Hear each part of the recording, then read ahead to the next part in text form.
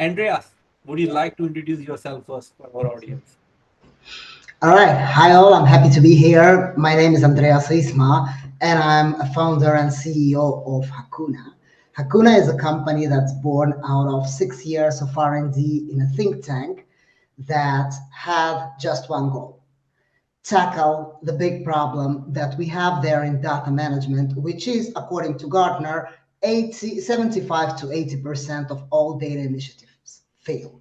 So our goal was to figure out the why and to find the solution, which is what we did. So, and now I'm here to talk about that a little bit.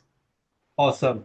We will come toward to you, John, as well, but we first give chance to Natalie to introduce herself. No worries. I'm Nathalie Batoux. I am the founder of Spotty Alicorn Life Science Digital Strategies. I I propose data stewardship for R&D companies. After being a scientist myself, I used to be a chemist and working in the software for data management for a long time. Awesome. Last but not the least, John. Thank you, John, for taking out time for the last minute. We won't introduce you because our audience already knows you. We had a podcast a couple of weeks back, but I would like to start with you, John. Our today's Sure. topic is simplifying the data management by adopting a different view on data. As Andreas mentioned, which is correct. I've also read that report that 75% data projects goes on shelf, which is a second name of failure. They nowadays they don't call it failure, but they call it on shelf. And then they say 91 or 95% AI project fails because why is that? Reason being, when a project is given to a data science team, they take it into their ML of cycle, and we all know hundreds of models fail, then they come up with the one which is actually works. So that is how that percentage is so high. So John, as you are from a consultancy side, how do you see this one? And then we'll go to Natalie for a business use case, how it happens in medicine. And then we definitely go to Andreas for a solution as well. John, floor is all yours. Thank you for that. Yeah, so this is really interesting. I've been in the industry for like 30 years, and we've seen lots of kind of initiatives fail. For me, there's a couple of key points. First of all, especially with data science and AI, it's an experimental discipline, fundamentally. Fundamentally, you're going to go and try a hypothesis, you're going to try something out, and failure is actually part of it. You think, actually, I tried a model, or tried to come and look at the hypothesis. The hypothesis didn't work out. Let's try something else. Let's try something. It's a scientific method, and this is something that's been completely alien to most businesses, because fundamentally, businesses want predictability, especially if they're getting funding from finance, that type of stuff. So it's an experimental kind of discipline. Secondly, I've seen so many projects, so many initiatives that have not been grounded in business value. They've been grounded as like IT vanity projects. They've been kind of, let's try technical POCs. Let's try some new technology. They get sold by a vendor around something. So it's basically tail wagging the dog. And those two things are really why fundamentally we are in this situation. Because part of the problem is basically companies need to be able, what I talk about, placing bets. Come up with some good business ideas, valuable ideas, value them properly, like when we want to launch a new product, or we want to try and streamline this part of the organization. Come up with some hypotheses and then quickly go and test them and see if the hypotheses are right, and see if you're actually able to do them. So fundamentally, do you have the data, for instance? Does the data have enough information to do the hypothesis? You want to find out that very quickly. So what you want to be able to do is actually be able to make these bets, test it out very quickly. We have a way of doing that with our product called the new AI digital twins in days, but test it out with the data, test the hypothesis. If it doesn't work, then try something else and try something else. But that is really, really alien to most companies. It's like, we want to spin up a big transformation program. We want, 3 years. That's the only way we can get money out of finance to do the budgets, this sort of stuff. Big promises around new technology that will solve process problems. It's like, in the AI and data world, you need to be able to get to do that. So that's kind of my experience. Yeah, before we jump on to Natalie, right? Because John, what you are mentioning is the importance of decommissioning a product. Most of the time, what we do is we do our run and test R&D kind of stuff. And as I have proposed this to my management, even Yeah. though it's not 100% there, I will still take it to production, park it to somewhere into the shelf, Yeah. and just leave it over there and keep showing management, hey, something or the other is working. So decommissioning, nowadays I'm writing a lot of on LinkedIn about the importance of Yeah. decommissioning, right? Yeah. Yeah. Yeah, But so then, yeah. taking that towards the Natalie from the business end, because this medicines, you are from the medicine side, right? Which is one of the most critical and life-threatening field. So how do you see the impact of these kind of things that data is not available? Or sometime when vendor comes, my apologies to data section, that vendors come, they come and sell it, but not everybody is like John, who really understand that you need to decom, and if you don't find it good enough, replace it, move on, and come up with a new one. So how do you see these things in your experience? So in the pharma industry, those projects normally they seem to be enormous. They try to boil the ocean and so on instead of trying small pieces and get somewhere. And that's always my advice to any customers. Say, start small, identify the problem really well, but involve everybody in the company. Go cross-function. So I think the title of a podcast is simplifying data management. That is one of the things because, as you mentioned, the availability of the data is not always.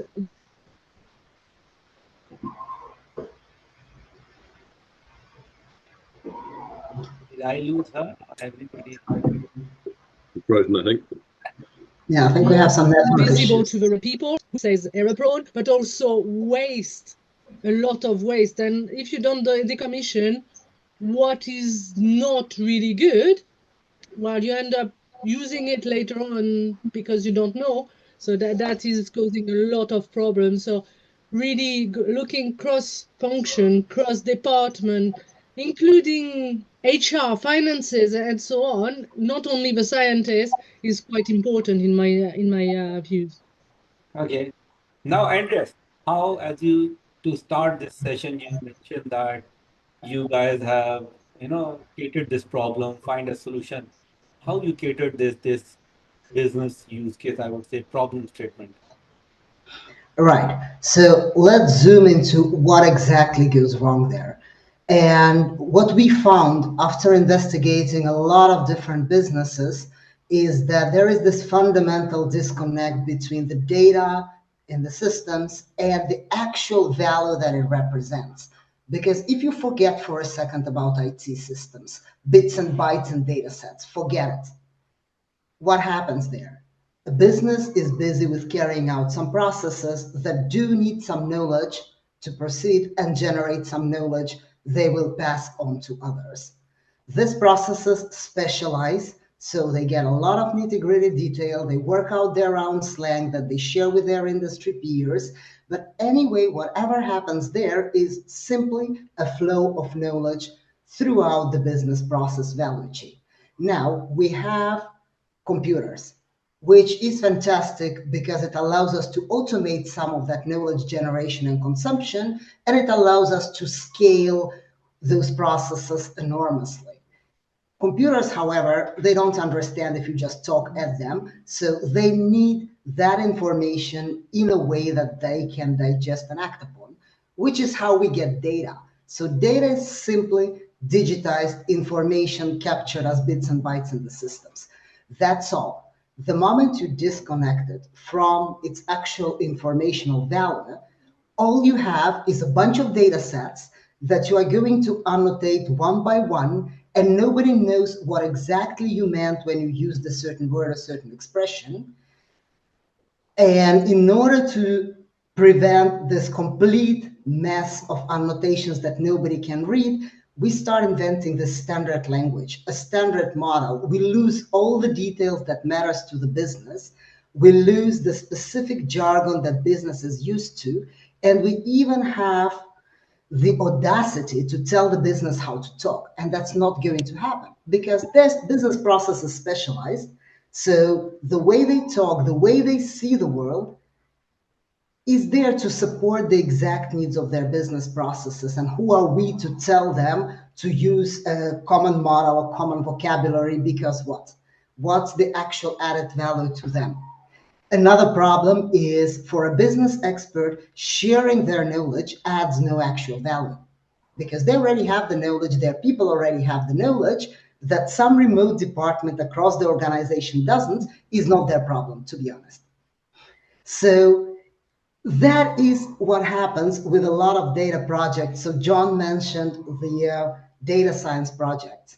The way a lot of data science and AI projects are done remind me of when I was a kid and I got fascinated with chemistry. But I was a lazy kid. I didn't want to study the theory. I just wanted to see something happen. So I grabbed whichever chemical substance I found around the house and dragged it into my room, hoping that, I can accomplish something. Fortunately, my parents found out and stopped me before I burned the house down. But this is, in practice, what a lot of those data science initiatives remind me of. We just grab bits and bytes from the system and we drop them into a mixer and we hope something meaningful comes out. But we didn't know the meaning of what came in. So how are we expecting that even if there is a correlation, that there is a causation? So that is the kind of a fundamental shift that we need to think about. So stop governing and managing data, go back to managing the knowledge, automate the link between the knowledge and the data in the systems, closing the also so-called business IT gap. That is the simplification we need to go through in order to really engage the business and do those data initiatives with meaning and purpose behind them. Okay, okay. So actually, as our session is about data management, what we are saying is how to process data from one place to another place, which is from business up to the technology. That is where I think, Jon, last time we discussed about this Yeah, meta strategy, meta graphs, yeah, right? I think let's chip into it. Where we are saying is then we'll bring Natalie into it because she will present us the business angle that how important this meta strategy and meta graphs are. As we discussed the other day, that when we talk to the business, as Andreas correctly mentioned, see, if you ask me, most of the CDO roles or CAO roles are failing because, as Andreas mentioned, these roles are going and telling business how to run their business. That's a yeah, wrong approach. They already know what they want. They do not know what to do. How they, why they already know, how they already know what, which technology they want to use. They do not know that. And how to convert that, that's a big gap. And that is where I had a session with Marco as well on FCUIM, where you talk to the business, you create graphs, and you define what business is. Once you create a graph, after that, rest of the modeling can follow. Nowadays, what we do is, as Andreas again mentioned, we simply go and pick and choose different sources and try to produce something. So, Jon, just chip into it how this graph theory is becoming one of the key factors, especially in data products, where yeah. small solutions will come into picture. Yeah. Absolutely. So we do something. We're implementing something called data object graphs at the moment, and really what we're trying to do is actually link the business use case, the business process to data. I mean, interesting enough, I've been the last 15 years in data, and we've always said, data's everything's all about the data. It's off to the side. It's this kind of stuff. Data is a business feature fundamentally, and we've got to build stuff in the crucible of use cases of things the business want to do. So all the conversation, excellent points here, talking the language of the business, talking what do you want to do? How do we achieve that? And I think sometimes we get in data, we get lost in this kind of, we need to, define the world as it was a graph or a warehouse or whatever. It doesn't really matter. It's like, well, actually, we're paid by the business to actually deliver on the business strategy, right? So, for me, the being able to actually build graphs, use case by use case, but incrementally, and joining the dots from that is really, really, really important. Whether it's an knowledge graph or a data object graph or whatever, it's that piece is that we need to rejoin the dots back to the business process, and that's what we do. So we go and talk to a business person. We say, what do you want to do? What kind of? We don't even talk about data